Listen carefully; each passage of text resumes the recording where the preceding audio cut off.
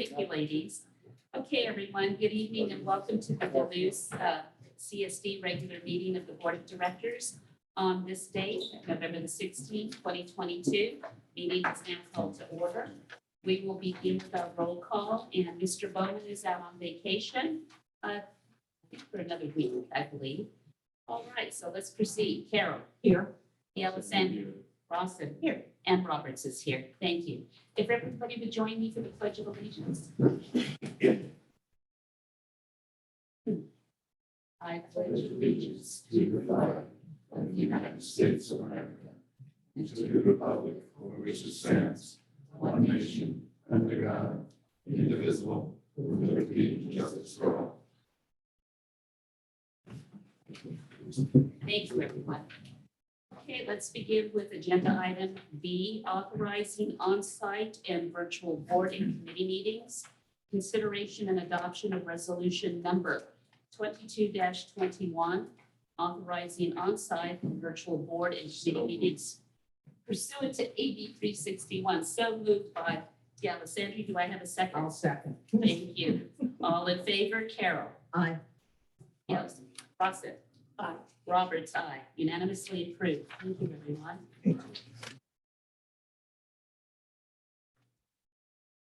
Maybe he didn't want to join us, but you know, wherever he is.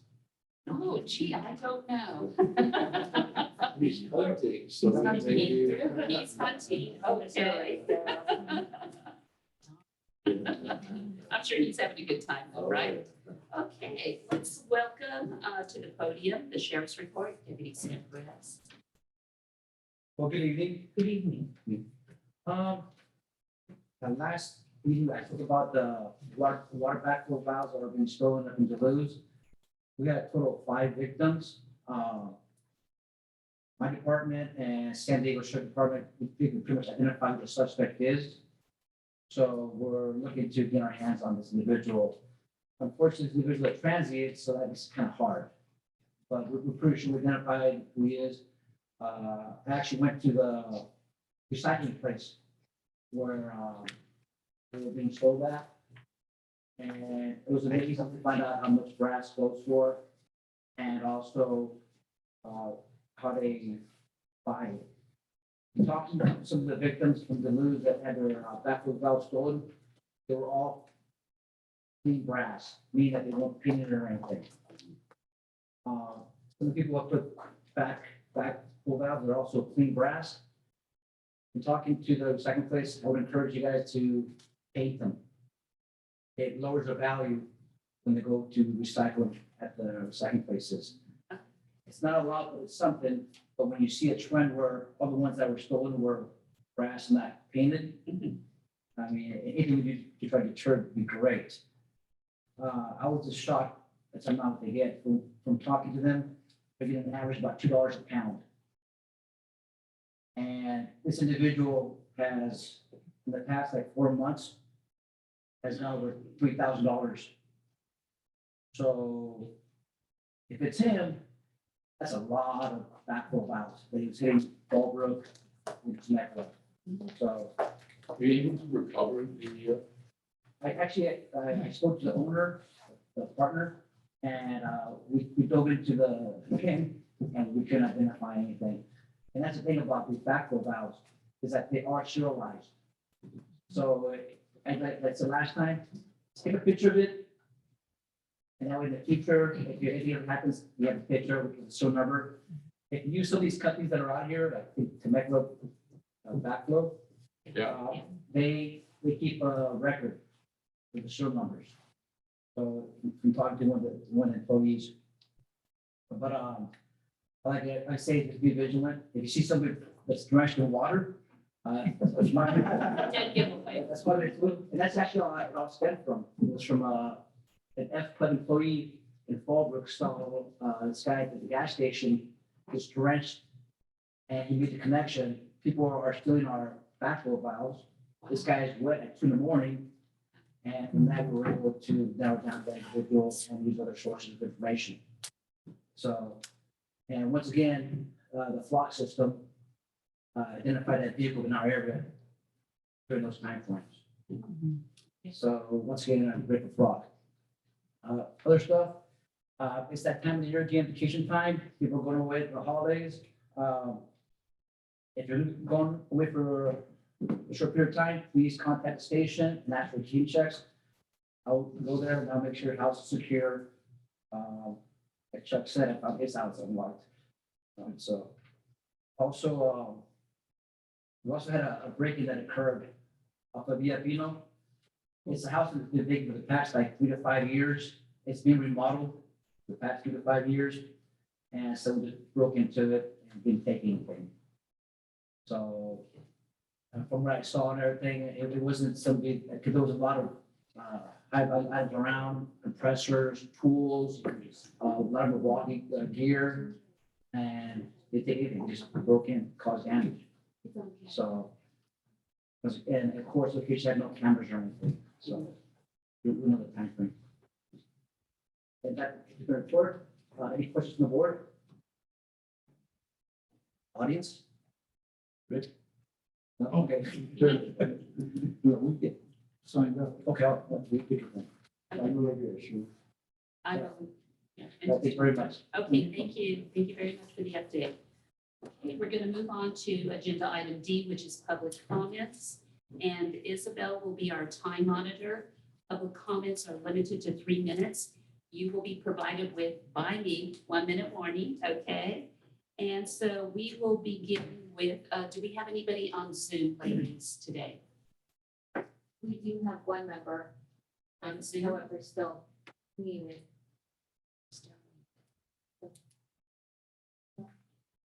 So this is PRD 220 chairperson. Do they have their hand up on No. the screen? No. Okay, so that was it then. Okay, thank you very much. Then we're going to proceed with 2 individuals here that are on site. And let's begin with Henry Gerwig. Thank you. Yes, ma'am.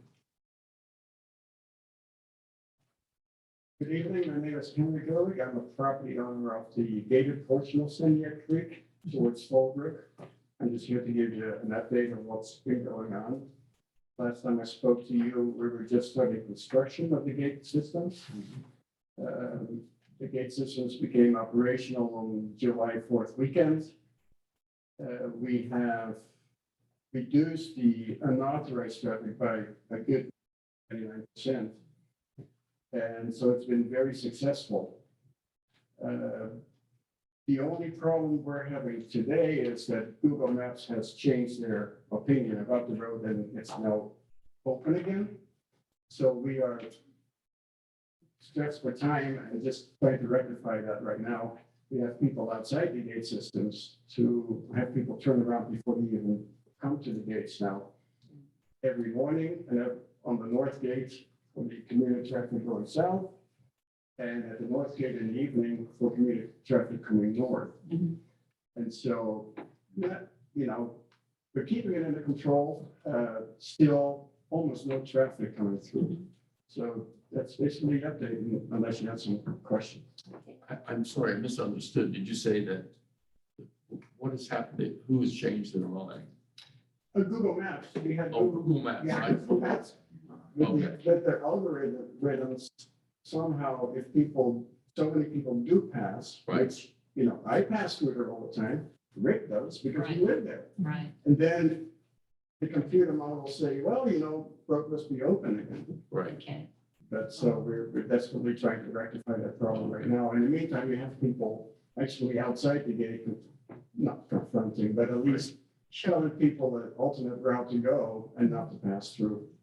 Now, there is no turnaround right near the gate. Yes, well, it's on the north side. It is probably about 150 feet from the gate. On the south side, it's immediately just before the gate. Esper County.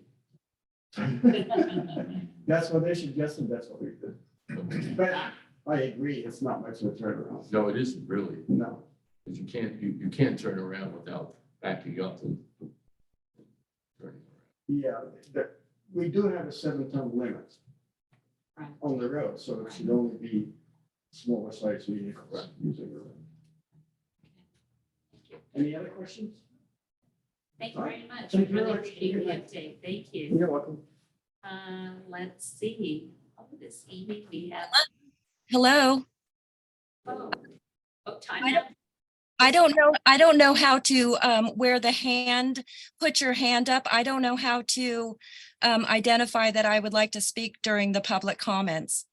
Can I go ahead and do that? Just one moment. Ladies, what do you, It's working, right? is it working okay now? Okay, so again, you do know, just a reminder, you're limited to 3 minutes. And I will provide you by holding up one finger here when you're down to 1 minute. And please introduce yourself. And you may Hello. begin. Hello, this is Shauna Django.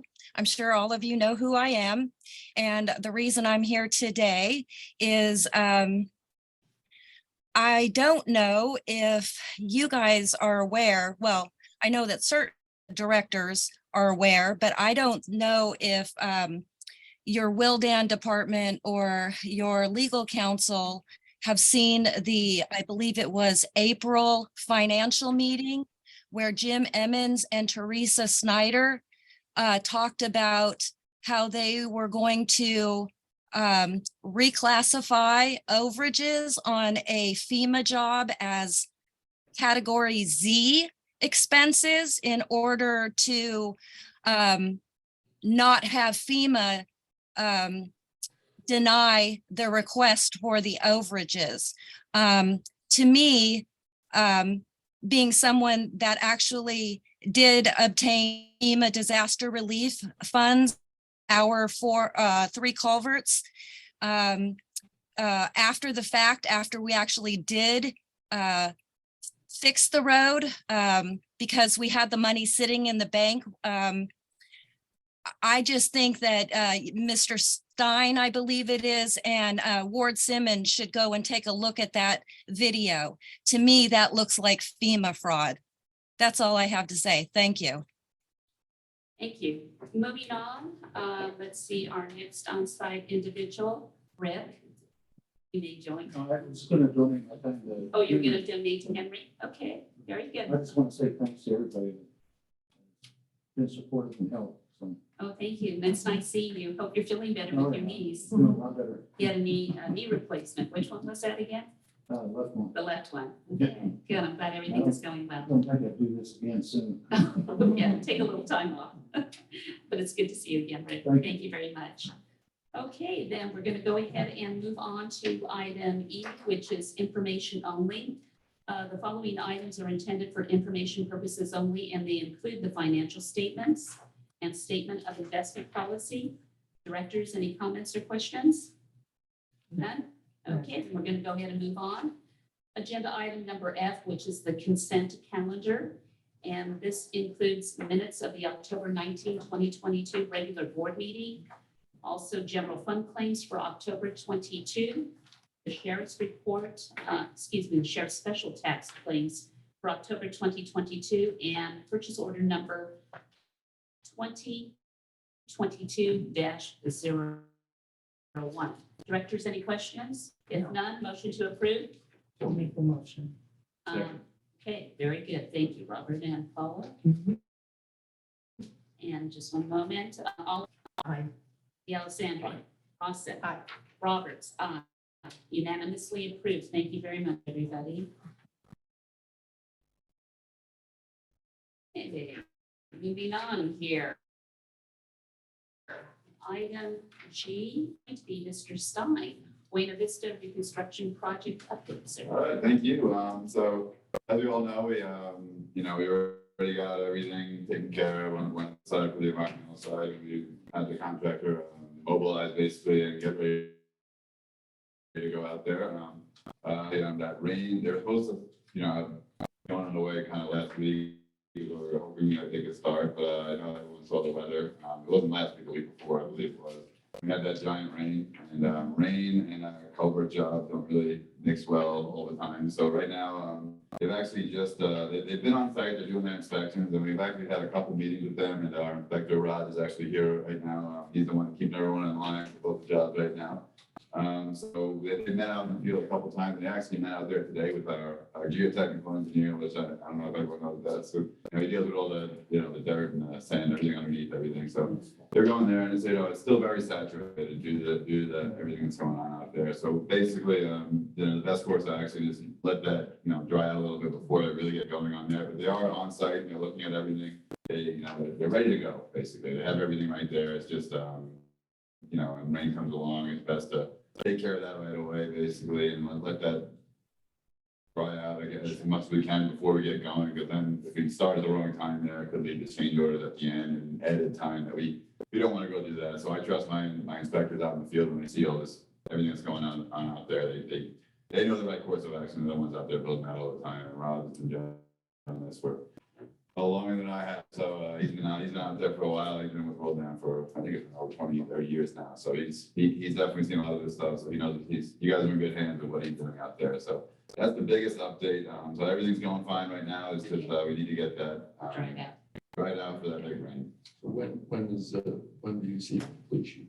So completion was going to be originally, they're looking at I think it was around mid-January. So I'd say that shifts mid to late January. But once they get going, it's full speed ahead. That's the big thing. And according to the contractor, it's only going to take about 2 weeks to really get that channel bottom set up. Not fully like with the pipes and the head walls, but as long as that first 2 weeks is functional, and then if a big rain comes, you can take all that right away. So that's the big milestone. Once they get going, they want that 2 weeks to get everything opened up and get a fully functional channel. But it's looking like around, mid to late January. That's, I can't predict the weather. So weather is the biggest factor there that could change that, but that's what we're looking at. Somewhere around mid to late January. That's just when we finish it. We have a ribbon cut. I will be the first person to get that. Invite all 4 people that live on that road. Wait, we might have to have a little champagne for that, though. Yes, that would be a great event. Yeah. We've been talking about this for so many years. That would be nice. A little touch to have a ribbon cutting. No, I want to talk about that. The project is finished, to be honest. Okay, very good. Thank you. I'd like to interrupt here and introduce our inspector for both jobs, because they're the same, is Raj Gupta with Rodan. And you'll be seeing him floating in and out of the office. He's using our office as his base because he's pretty much all over the district now. Where the inspector with Sandia Creek was pretty much isolated to just that job. But Raj has been very helpful to us. He's been working with our maintenance crew and giving them some lessons in, how these things are, built and this and that. So I'm enjoying working with him and trying, whenever he's got free time, I say, wait a minute, come over here. I got something for you to figure out for us. So today he unraveled something that's been kind of hanging around. It'll be on your next agenda, but I wasn't sure, who was going to fix this. In 2 hours, he had it all figured out. He took the crew out and he dug a few holes or whatever he told them to do, and he came back and it's basically to whether we will accept the road of a subdivision of 8 lots. And it's been kicking around. Unfortunately, the county didn't tell us, or the developer didn't tell us that they were pouring the road or building the road.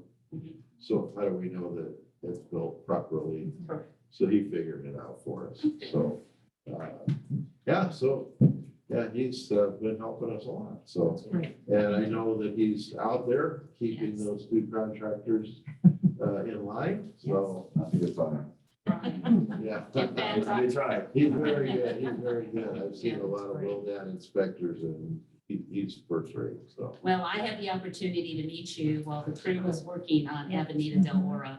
And so I had a chance to introduce myself and to thank him. I mean, the crew really hustled. I mean, I saw them coming in at 6:30 in the morning and they were right in front of the house around 12:30 or something of that nature. But yeah, they were doing a great job, and so we chatted for a few minutes, so it's a real pleasure to have you here with Thank you us. very much.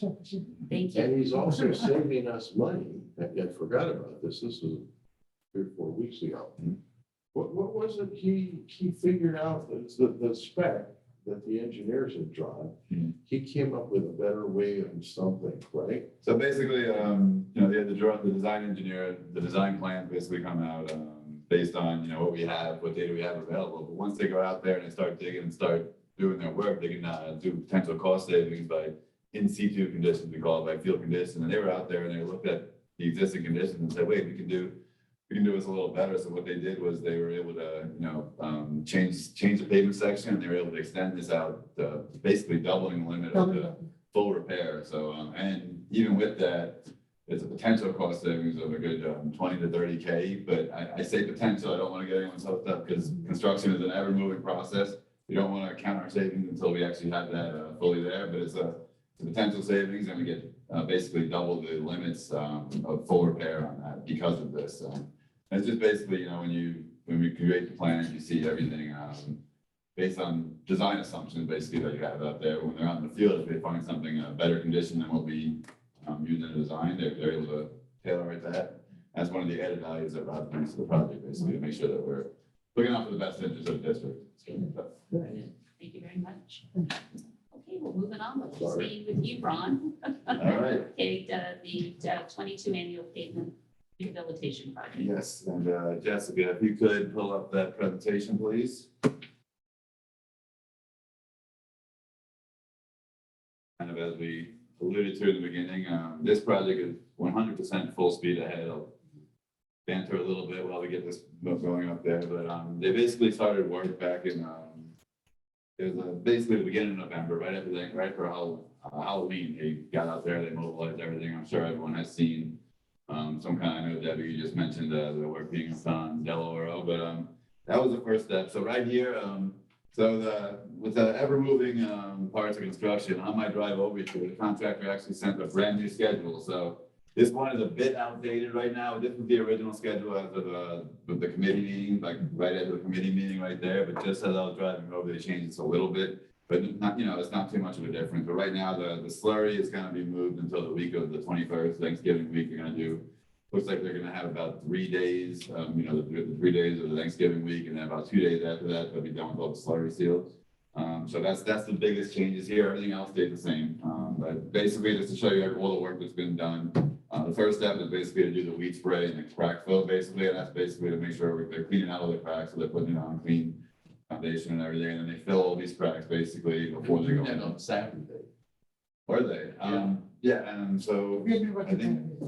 So I think they had to get prior. Yeah, just and I think that the point of that was they were trying to get in front of the rain, if I remember correctly. They looked at the schedule and it was going to throw everything off and want to I'm not complaining, I was just surprised to see it happen. Yeah, we try that. And the good thing is we try to avoid weekend work whenever possible, basically, because we don't want to impact, that's when everyone's driving around. We don't want to impact their weekend goals and everything. But when it's, when a situation like this, when a pending rain is coming, we try, especially when it's filling cracks, you don't want to fill a wet crack, basically. So that's kind of when they get in, when they did the best they can. But yes, I will say the contractor has been willing to work with us on all costs, and Good. they did a great job for us last year, and as of right now, they're doing a great job so far. Yep. So that was the first step to do all the weed spray and crack fill around November 2nd to November 4th, and then as Debbie alluded to, one of the first items was on Avenue Delaware. They did all the patching or the paving right there. And that was the next step. They're going to and do all the patching, and after that, they're going to go in and slurry over everything, and then it'll be a striping basically. But right now, that's the updated schedule right now. It's like the week of Thanksgiving, they're going to be out there doing the final slurry coats right now. I think the last day of the actual paving, onyx paving, is going to be out there on that Monday as well, in case anything's needed. So that's a bit of the update on the schedule right now, and I think that they're planned to be done around early December. They had a bit of an aggressive schedule at first, and that's why we got this updated schedule recently, and where I just took a look at it and realized it was, they had to do a couple items to make sure that they're per the specifications, basically. But so now if we could go to the next slide, Jessica, I'll kind of do a little show and tell of what you guys have been seeing out there, basically. So here's kind of this is actually a famous photographer there, took most of these pictures there. So basically, we have, the first step is gonna be they have to mill everything out. So this is them just milling the roadway. You can see they bring it down to bare dirt and just, a little bit on the engineering side. Anytime it's bare dirt, they usually have to scatter-fry and recompact basically to make sure that dirt's gonna be good. But the first step is ripping out all these dirt and get all the millings out there. And if Jessica, you go to the next one, you'll see here is then filling in basically all the milled section right there. And I just want to kind of point out, it doesn't look like a brand new roadway yet at this point. But the whole point of this is, if they do this portion, then they're going to go over with the slurries do right now. So this is basically just the bottom area. It's not going to be the perfectly fine roadway that we're going to finish with, but they have the millings, and you can kind of see the asphalt truck in the back of that one. But this is them. They go in, they fill the patchwork. These patchwork is what basically was shown in the plans. And if we go to the next one. You'll see this here is, once they place all the asphalt, they have to go in and compact the roadway back down so that everything isn't loose and actually fit these materials for the specifications. But you see the compact roll, they roll over that a couple times basically and make sure that it's all compacted to the percent for the plans. And they also have, you can see the sweeper right there, making sure they're not leaving dirt on the roadway so it's always functional to drive on. And the next one here. So this is again, them milling, but I just wanted to, I thought this was a good picture of showing them how they dump the milling basically into the haul truck in front of them. So basically that grinds up the roadway, just dumps it in, that's what they're gonna haul outside and, they have a whole operation. There'll be a dump truck following it. Once that one fills up, the next one goes in front basically. But another thing I wanted to point out here, and this has been district policy basically, is we always like to keep one lane of traffic open at all times. And to the best extent feasible, but this is for the specification. You can see they have the cone set up and I'll have more pictures of the safety up there, because that's always paramount. They want to make sure we're doing everything safely. So they're going to have cones set up and they're able to function with traffic on one side of the roadway. So if you could go to the next slide. So here is another picture of, this is like the full, they're doing a full depth here basically. The other one was just a minor cold plane. This one they're doing a full depth, and this is when I was kind of mentioning how they have to recompact the dirt that's underneath. And the general rule of thumb is anytime they're showing dirt, they have to recompact that basically. So that's what they're doing here. They milled everything out, and now they're going to recompact. And next, the next picture here is a better picture of them laying the asphalt. This is not just patchwork. This is the area where we did the full width of the roadway, similar to what we did in Del Oro. You can see they dump everything. They have a big asphalt truck there. They dump everything in, and then you have the hand screed. He's going to come in and do all the fine details, and they're going to come back and kind of roll over that to recompact that again. But just wanted to describe what's going on out there, because I know you guys have seen it and probably interested by it. And then the next picture here is a really good picture. I always love these pictures out here because you always get the hills and everything. So it's a nice little, it should be put in a construction magazine or something. But right here, you see the asphalt dumping in the back. Basically, you see them going up the hills, no problem, basically. And then behind there, just compacting, making sure everything goes great. And then the next slide is another picture, basically, where this shows the whole operation in once. Basically, you have a milled section in front, then you have asphalt filling it in, and then behind them is a roller basically coming through. And then, of course, the guy holding the camera is the guy inspecting it, Rod. So keeping everyone in line. But yeah, you can see it's that looks, it's looking clean right now. And then the final coat will be the next step, the slurry seal. And then next slide. So this is kind of what I was talking about with the traffic control. They're always, safety is paramount. So that you got a flagger on each side to make sure that the one lane traffic, and they'll be talking via walkie-talkie when they're going to open one side or open the next side.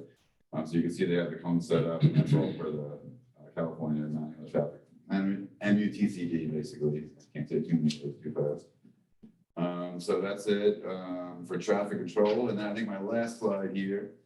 This shows that crack filling that we were talking about. I know, I don't know if a lot of people have seen this done, but they basically have this big wand that go around, and this Craftco truck has the crack sealant in there. And this guy goes around and basically touches every crack that you see in the roadway, basically. So it's a very tedious job, but they did a good job with it. And this is to make sure that we're sealing that before we place over the fresh coat to make sure nothing comes back, basically. I think that is the conclusion of my presentation there. So that's basically a nutshell of what's been happening. There's still a little more work to do, but I think they're on track right now. And, I think that I do think they're on schedule to be done around mid-December, probably definitely before Christmas. Rain traded, but it looks like they're going to be done around mid-December. There's still plenty of time. They have plenty of time in the contract on that. but they're moving fast. They want to get in and out, and that's just to be less impact on the district. But everything's going real well, so I hope you enjoyed a little description of the pictures and seeing what was going on out there. I do have to say that they did on Avenida Del Oro. Can't even tell the difference between the new and the old as far as there's not like a dip or anything. It's really well done. Glad to hear that. Love the photos. Yes. Great job. Thank you very much. Thank you. Okay, moving on, traffic matters, Mr. Steve Lingry. I'm gonna move. That's how we're at. Hey, just to see the screen. Thank you. Sure, go right ahead. Go ahead, next slide.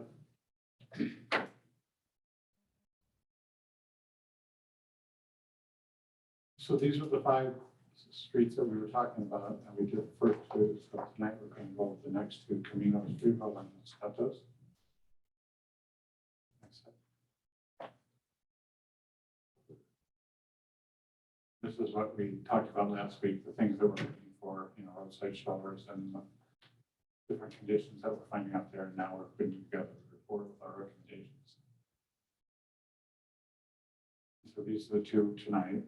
Next slide. So this is Camino Estribo, and as you can see, the striping is in good shape. The asphalt has good condition. There's berms, there's guardrails. There's quite a bit of good stuff here on our section of the roadway. Next slide. A little farther down, there's a curve that doesn't have a guardrail or an asphalt berm, but it just has large chevron signs to let people know the curve. Everything else is basically the same. And finally, it goes into, next slide, goes into a dirt road that goes down to Temecula. This is on one side of the embankment.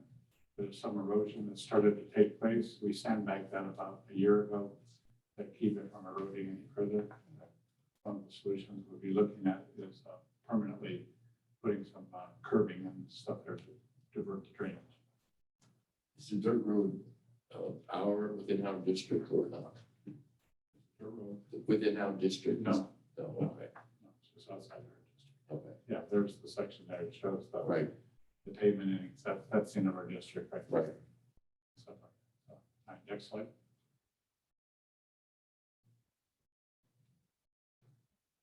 So some of the things that we can do kind of immediately is, clearing some weeds and doing some additional signage for the curves and speed limit advisories and the berm. We've checked into the price of that paving. We were looking at where that drain is to move the pavement over on the other side of the road about 3 or 4 feet to move it away from that embankment where it's eroded. And so we're looking at roughly around $10,000 or so for all of this. So you see on that. Next slide. Down the line, we can explore the cost of guardrails and other kinds of things. Even maybe contacting the other agency about putting in some sort of all-weather surface, or at least a better unpaved surface if we keep it as unpaved. This is Los Gatos. This is just north of Carancho, and we have multiple signs warning everybody of the steep grade and the weight limit that's in place. Further signs up the hill advising of the speeds, the curves. We've got a sign that has been put up there to restrict their trucks from using the hill if they're over a certain weight. It has good striping, pavement, edge, everything, some guardrails even along the way. And then this area shows kind of at the top of the hill. Oh, back up one. Shows at the top of the hill. We own that 20 feet on the right-hand side of the road. We own another 20 feet on the left-hand side of the road. And we can actually do is take a little bit of dirt on the one side and plop it in the hole on the other side and create about a 60-foot turnaround there. Additional signs coming into Naha that we put in that tell people, again, that you got a steep hill coming up, 26% grade. This would be a good place for you to turn around. Don't go any further. 5-ton weight limit, and yet they still do. So we put more signs along the way. We really did mean 26%, we're kidding, we have big seats. And this would be right at where the turnaround is. These signs are right where the turnaround would be if we put it in. And then again, the fight and wait for one last chance to let you know. There have been 3 accidents that we know of recently down the hill, and they're all downhill accidents, all involving vehicles that are way overweight for trying to go down that hill. So we talked about at our committee meeting about the possibility of creating a turnaround up there, adding some advisory signs. We've investigated some other options, things like one-way streets or don't let people go downhill at all, do something to restrict it. There's some pros, but there's also a lot of negatives to that. So we're going to continue to keep exploring those kinds of options. And similarly, with these kinds of things with guardrails and runaway ramps or other things like that, they're very costly. And so we need to kind of, look at it much deeper and say which of these could be most effective if you're going to use some of your funds.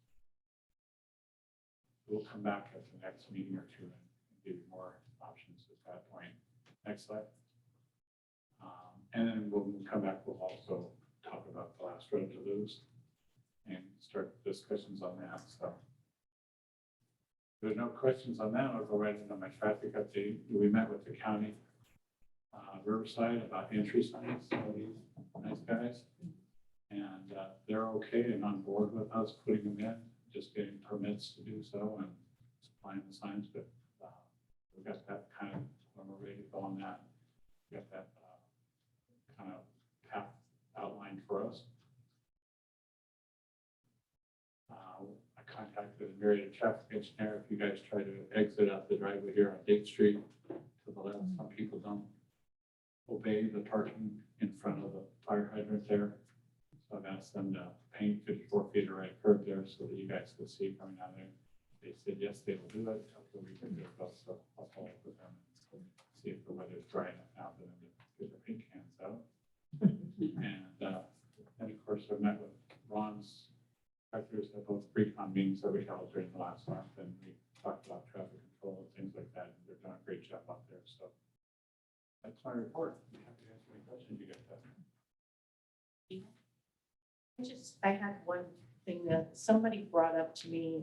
I don't know if I'm not on Duluth Road, I'm off of Sandy Creek, but someone brought up that the commuters are driving really fast now on Duluth Road during, I guess, commuting hours, and we're wanting to know if there was any way to check it out and maybe put some signs out and let CHP give more tickets, any of that. And I'm not on Duluth Road, so, I went through that with Sandy Creek, but I'm not sure if you guys, if that's something you can check or if that's a problem we're having. Maybe Sam knows, are more people speeding over there now? From what on the residents, there is more traffic going on Duluth Road. Like I said, we're going to bypass Sandy Creek, but mostly making once you go up Duluth Road, they'll make a left on Cameron. So if we have the time or anything, but we have to adjust my hours to be there for that time frame. The thing about it is that we're 55 miles an hour, and that's all I can enforce. My understanding is 55 there. Even though it's posted otherwise, it's 55, I believe. So if the need arises, I'll be there. Now, keep in mind, that's a county maintained road and also policed road. Okay. So, but Maybe we should make a complaint, or not a complaint, but inform the county about this. Yeah. Let them know about the conditions there and that people living along the road complain to us. We're just directing that complaint toward them. I can pass that along. Yeah. Okay. Hello, excuse me, this is Shauna again from PRD 20. I just would like to add that Excuse traffic me. is actually coming Public comments through are over with. I'm Daly sorry. and onto Carancho, in case you guys didn't know. And I am doing a traffic study. Again, I'm sorry, but public comment is over with. Thank you very much. I'm sorry, what were you saying? Because I'll pass it on to the traffic engineer. Okay, So Deleuze Road is not part of, you know, I'm on the board, it's not part of our district. Right. no, it's, yeah, it's county. It is county. Yeah, it is. Okay. Metro Cal and Duluth Road were kept by the county. And that speed limit is 55. That's my understanding. That's maybe a motorcycle can go that fast on that road, but gee, a car going that That's fast. pretty fast. My understanding is that it's surveyed. So if it gets surveyed, then we can adjust the speed limit, but. it needs to- Maybe that's something to talk to the county about, is what happens in the Right. If they want to talk to the county, do they just call Riverside County Supervisor Supervisor? Jeffries or Steve. Traffic. Road department. Yeah, Dennis, is the traffic engineer, ACUN. 955-6800. Got it on speed dial. Had for 25 years. It's kind of predictable that this would happen. If Sure. we Shut Yes, Sandia Creek, that people are going to look for an alternative way.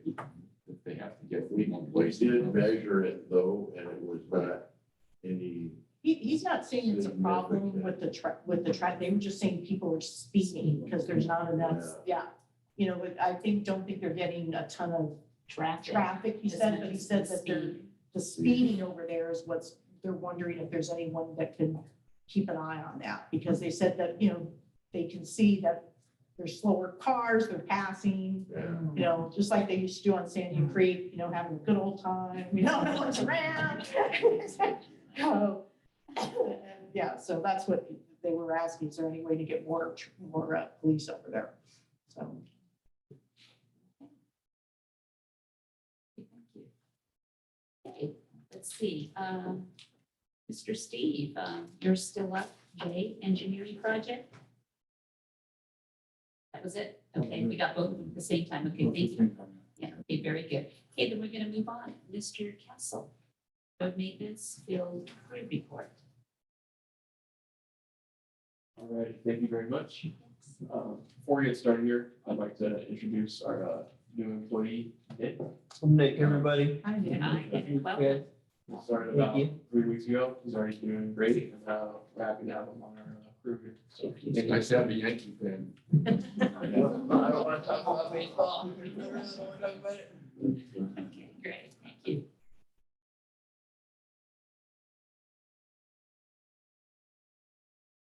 So, yellow RPMs all over the district, they've been disappearing randomly. So we've been going around and trying to put as much as we can back up. We've probably already laid down probably like, I'd probably say 200 or more. And we're probably having a lot more to go. I would say roughly about another 300. So they just keep coming off, unfortunately, but we're trying to take care of them as much as we can. Obviously, that means we just had getting help, so now we're starting back up. This was last board meeting. This is why we're gonna make it, tree fell down on, Villalobos Ventos. We actually had to call, our tree contractor, Dylan Dixon. It was just a little too big for our, chipper and our saws, the bait towards the end of the tree. The base was just too big for us to take down, so, we gave him a call and he was able to come out and help us. This is on Sycamore Mesa, the sign was leaning, and we've been taking care of a lot more signs that have been falling down and leaning due to the last little rain we had.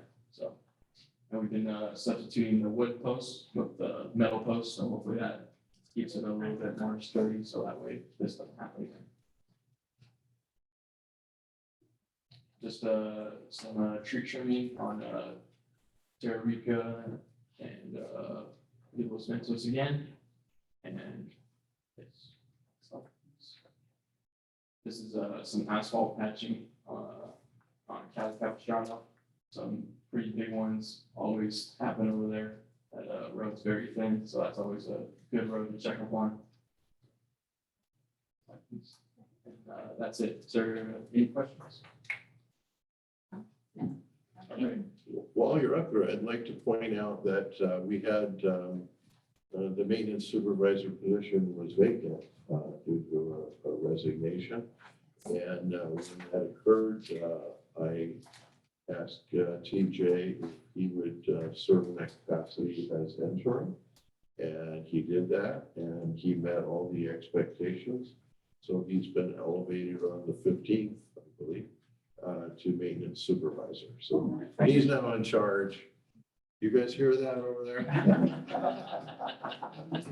So he's doing a good job. So real proud of him and happy to be working with them. So. Yeah. I'm very grateful for this opportunity, and I'm very excited to start in this new position. Okay. So, thank you Well, guys. thank you very much and Appreciate it. congratulations. Thank you. Job well done. Thank you, Thank you. gentlemen. Thank you. Okay, and agenda item L, recycle program. I understand we have Joanna.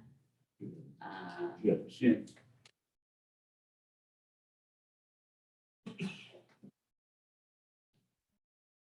Is she going to kick off, Jen? She's going to kick off. Yeah. Discussion. Okay. Yeah. There she is. Okay, we're still, There we go. there she is. Hi there, how are you? Hi, good evening, Madam President. How are you?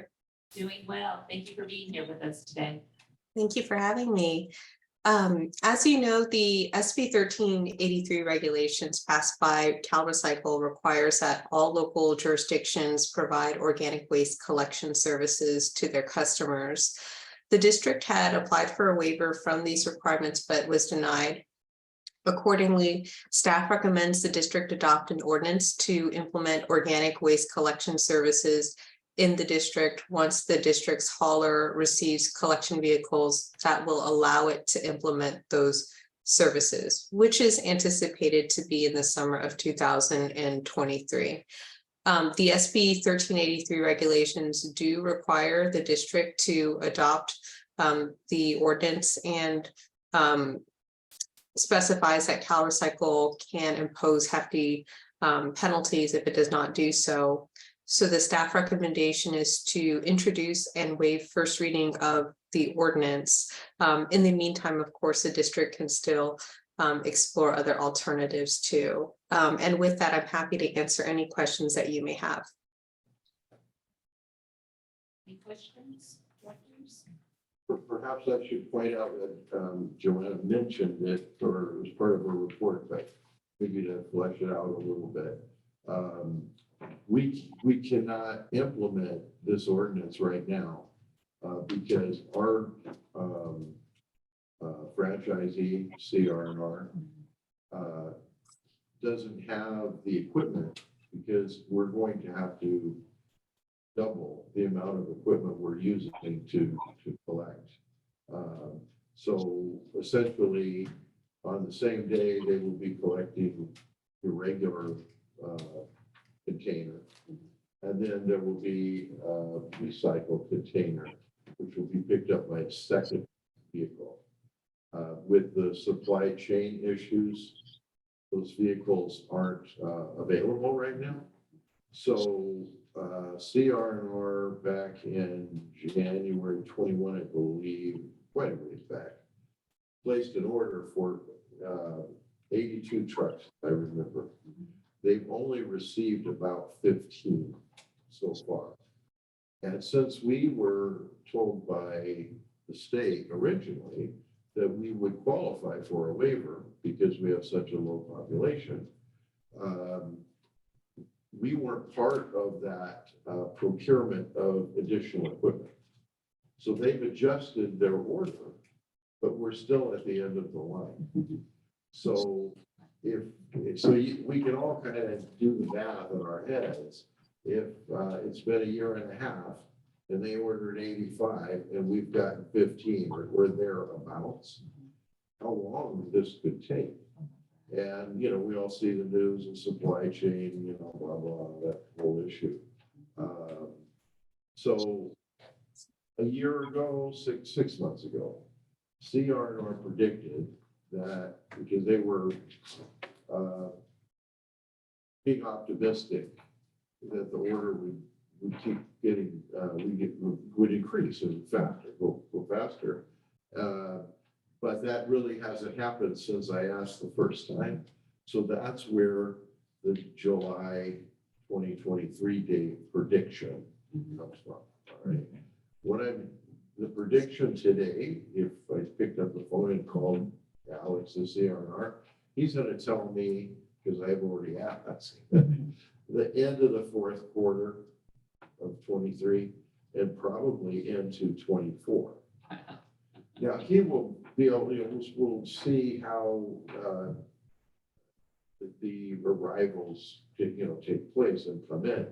We can begin to put together the program, but to try to put together the program, get with the customers, the 1,000 homes, it wouldn't be appropriate at this time. So what we're gonna do is show the state, okay, we're gonna adopt your ordinance, but it has been written into the ordinance that it's not effective until the equipment is there. Right. And I'm saying it's probably another year out, maybe more. And Joanna has taken care of that in the ordinance. Okay. So that's where it stands. I know people ask questions, how much is my rates gonna be? What day are they gonna pick up? How many Right. can? We really don't know. Containers, in a prior meeting going way back, I think 6 months, maybe almost a year ago with the board, there was a container issue. That has remedied itself. They can have containers within a month or two. So if we flip the switch, turn on our program, containers as of right now are not going to be an issue anymore. But the vehicles, so. Anyway, thank you, Joanna, for letting me interrupt you. Yes. So to Thank you. keep, we introduce the ordinance to read the ordinance, Right. which is about 15 pages. Yes, Or we could take a vote to waive the reading of the ordinance by just simply reading the title. Okay, So we would need to take a vote okay. to do that. I move we waive provision to read the ordinance. I'm second. And you will second it? Yes. Okay. All in favor, Carol? Aye. Alessandra? Lawson? Roberts, aye. Thank you very much. But now we have to introduce it, right? Yeah, you need to still read the title. I still need to read the title. Okay, so that will be ordinance adding Article 17 to the district code relating to solid waste collection and finding the ordinance not subject to the CEQA. Gotcha. Thank you. Thank you, Joanna. Is that a motion? Thank you. A vote? Oh, another one. Okay, No, just, that was your motion. that was our motion. Yeah, to approve. Introduce that for first reading by title only. Yeah, they took a vote already. We did already. To waive the reading.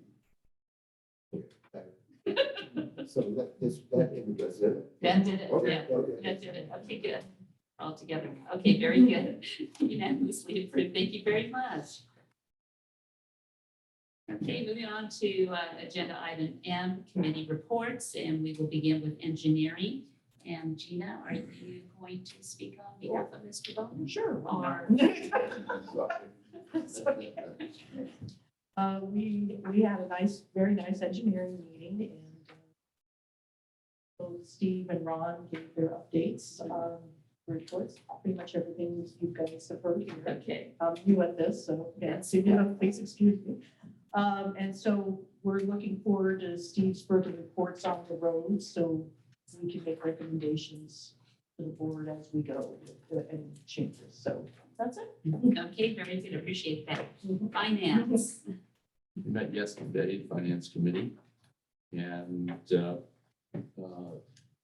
going to start with some good news. Not that there is necessarily bad news, but good news, and that is that our LAIF performance report shows that our interest rate was at 1.63, which is, let me say, 3 times what it was at one point last year. So that comes out to about $75,000 a year in interest. Okay, Congratulations.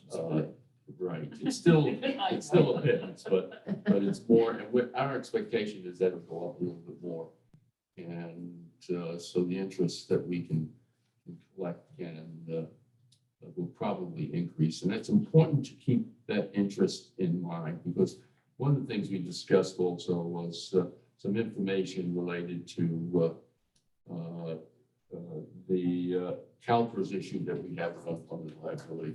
And we talked about that.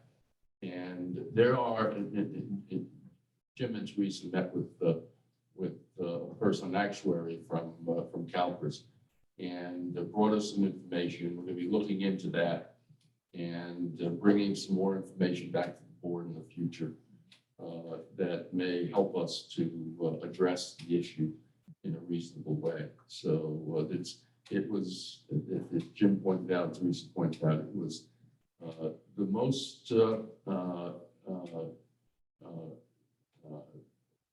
perhaps the most rewarding information that we've ever received about that. So I think that's some good news. The other important thing that we talked about was the audit, and that's underway. Our expectation is that the final report should be presented to the board at the February meeting and to the finance committee in January. So we're pleased with that. It seems to be going well. Teresa's doing well with that. It's a lot of work for her. They're still asking for information, and once they get all the information they need, that they can start delving into it, and hopefully by January they will have. They actually should have a report to us because there's some state requirement for them to do that. So I think that was pretty much it. I think so. Anything else? No, I think you covered it all. Thank you. That's it. Thank you very much. Okay, last report is the Legislative Committee Report SB 415, that my area of responsibility. And we have Friday, December the 9th, that's scheduled to meet with Supervisor Kevin Jeffries, his staff, and other respective associates. So in attendance on that day, including myself, will also be Robert, Jim, Ward, and Ryan. And Ryan's last name again? Barron. And so we'll all be there in attendance, and this is with regards to our final legal opinion. So we got a big day coming up here real soon. And on the gas tax, yes, it is. So keep all of your fingers crossed. You may light your candles for us. Okay, and that is it for the committee reports. Okay, and General Manager's report, Mr. Emmons. Okay, I just want to report following up on Dr. Gila Sandry's comments about the unfunded liability. Every few years, there's a CalPERS, for lack of a better term, I'm sure they've got a better one, but it's like a users meeting for people who are using the CalPERS system. And this year it was in Anaheim, said we hadn't gone because of COVID and all in quite a while. So Teresa set it up, and we went down there for a few days in Anaheim. And it's a very intense meeting. And so we went to these different classes, 2 in the morning, 2 in the afternoon, about various aspects of using the CalPERS retirement system. And we tried to choose those things that affect us as a district. But in addition to these general educational programs, you can make an appointment to meet with the CalPERS experts. So we bring them all down from Sacramento. And so Teresa set it up. We meet with an actuary with the big question, how could we solve this unfunded liability issue? And we met with someone who doesn't regularly work on the Duluth account. The person that handles Duluth didn't come to the meeting, but this made this other person have to look at it with fresh eyes. And I think that's what happened, because when we walked in the room, we had a 1-hour appointment, and he had things up on his laptop, and he'd done a lot of analysis and everything. So we reported that in detail to the finance committee, and we'll continue working along that route. He kind of gave us a roadmap for for how we might pursue that. The committee indicated, sounded good to them, so we'll see. But I'm mainly just reporting on this conference that we went to, where this, how this dropped out of the sky. This is how, and the finance committee will be working on that. And to be honest, I kind of felt like I was back in college because a lot of this stuff is way over my head. Actuarially, how long people are gonna live and how long, this and that, and how you charge for this and, all that stuff. But when we walked out of that meeting with this actuary, I said to Teresa, we scored. This has been worth the whole time. And so anyway, once in a while you run into something. Yeah. And we did. So Good. anyway, that's my report on the conference. Very They're good. not always that beneficial. Yeah. That's what I But this think. one was, it was well. But we'll see. We gotta go down the road with this. Okay. All righty, very good. Okay, moving along, our legal counsel matters, Mr. Simmons. I just have 2 items to report on tonight. Okay. And one is SB 1100, which was signed into law and will become law on January 1st. This is amends the Brown Act and allows the chair to remove anybody who's disrupting a meeting. Now, there's been certain sections in the one section before in the Brown Act that allowed, if a general disruption occurred, you could clear the entire room and then continue the meeting. The language is somewhat vague, but now they've become much more specific and allows the chair to remove a specific person or persons if they are disrupting the meeting. And what has to happen is you give that person a warning first that they're disrupting the meeting, and if continuing, they would have to be removed. And then if they continue, then you can go ahead and remove them. It says here in the law that the behavior is otherwise disruptive if it disrupts or impedes the orderly conduct of a meeting. So that's a new tool that you'll get to use after January 1st if you come across a situation like that. Thank you. And the second thing I want, oh, go ahead. Can you forward me some information on that? Certainly. To all of us, and I think it would be very beneficial. I really appreciate it. I'd Thank you. like to do that. And the second item, Jim wanted me to report on, it doesn't affect the district as a public entity per se, but could affect the citizens within the district. And this actually became law in January 1st, 2022. It was AB 721.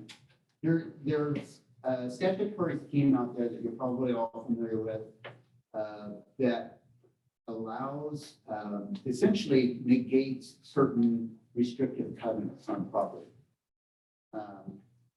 Say for 100 years ago, it wasn't necessarily uncommon for, say, a restrictive covenant to be placed in a neighborhood that would restrict maybe people of a certain race or ethnic origin. And then later on, those became illegal through this statutory scheme. Well, they've added onto this statutory scheme a new category of illegal restrictions, and that is the number, size, or location of residences that may be built on property.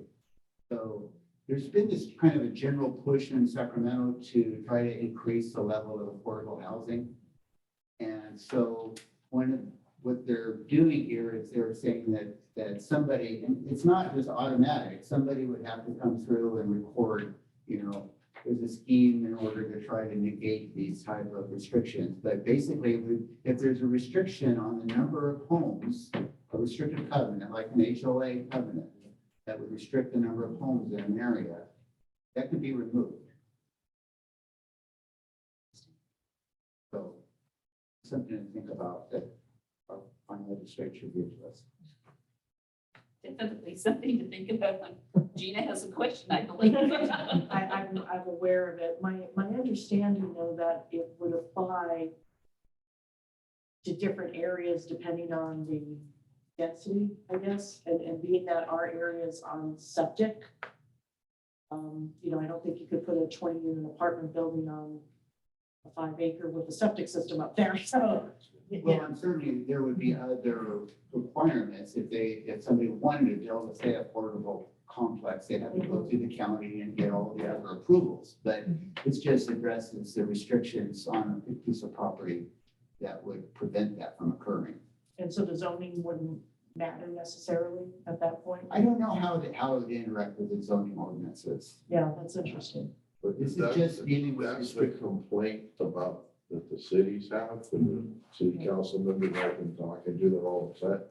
Is that apparently there's some other statutes that were approved related to R1 zoning. And it's similar in nature, okay? So normally R1, that's one dwelling unit. But apparently if you want to now add affordable housing behind the dwelling unit, which previously they had granny flats, like 600 feet. Or Yeah. something like that. That came on. But now this is much broader. I don't know the detail of it. But then when I mentioned it to somebody, they said, well, that's not going to be a problem because we have CCNR. Then I heard about this other thing which I asked Ward to check out because 2/3 of our properties here have CCNR. And as I understand it, I've dug too deep on the zoning here, but most of you are RA1. That sounds familiar, Residential agricultural. right? Which is essentially two houses. If you really read, you get the Yes. main house and then the property caretakers. Yeah. And a barn if you want, which a lot of Right. people convert. So that's usually some people, the most I've seen is maybe 4 on a property, depending Okay. on the size. But again, you gotta have leach field lines. Yeah. So we're not on sewer, so it makes it a little different. So, but thank you for, mentioning that. It's worth Did noting. they define affordable housing? I mean, if you put a house on a property up in Duluth, it might be $1 million property. Is that affordable? Well, see, that's, I think the direction they're going in. I still read my city stuff, so Yeah. I'm kind of tuned into it, but, okay, so you've got R1, let's assume we're in a tract house, it's R1, but you've got a big lot. So what they're not saying is that you can split. So they're telling cities, you have to allow more dwellings on a particular lot, but it doesn't require a subdivision, which is the old way. Okay, for every dwelling unit, you had to subdivide, have enough property for that, and meet all those restrictions. So if you're really pushing affordable housing, you don't want it to be divided because then they sell it, which is where it comes into what you're saying. And then if it's in the right neighborhood, it's $1 million house, right? I think what the legislature has in mind is with the same way they did the granny flat thing, which the cities all objected to, but it all worked out okay. So now that what they're thinking is, so there's properties that are big enough. And so if you can get the 2 or 3 units, kind of, well, in fact, we were kicking this one, Right. kind of where I grew up as a kid. You didn't have all identical homes in the tract, right? It was a nice neighborhood and everything, but you'd go 5 homes and then there would be like a 4-unit apartment building, then 2 or 3 more homes and an apartment. I think that's what they're getting at, is that if you can only rent it, then that would more likely fall into the affordable, right? But the cities are screaming because up in Sacramento, a lot of those folks haven't done zoning. But zoning is a lot more than just the dwelling, because then the easy one is parking. Right. Because if you fill up your lot with home, that forces the cars out onto the street. Right. And now you've created an urban, many people in this country live in urban. Like when my year in Washington DC, every night trying to park your car parallel park, they were stacked, one after the next. And a lot of people couldn't even find a place to park. And then you've got then it becomes a safety issue because you've got people who can't really protect themselves, smaller people, having to walk 10 blocks. And the bad guys know that, so they're out grabbing purses and, it creates all these other problems, which is what zoning was there to address. So, and then, how close, people working in the other person or, your kitchen and it's blowing the smoke into the guy's living room next door. All this stuff gets hammered out, planning department or in Temecula or Riverside County. That's what these guys are doing. Every time somebody proposes a development, they work all these things out or try to. And so if you're just saying, oh, well, forget that, but you're allowed to have an extra unit in your backyard, who knows where that's gonna go. Anyway, that's more than you wanted to know. And it still may be taken to court, particularly with related to the CCNRs and homeowners associations. The people buy into those associations and know the rules in advance. So that could be a big issue. Well,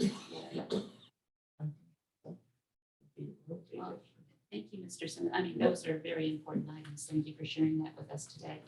Okay, well, before we adjourn, I want to wish everybody a happy Thanksgiving. And if you're driving or flying, please be safe so we can see you again next month. And this completes the Duluth Community Services District meeting of the Board of Directors. Thank you, everyone. This meeting is adjourned. Did you get a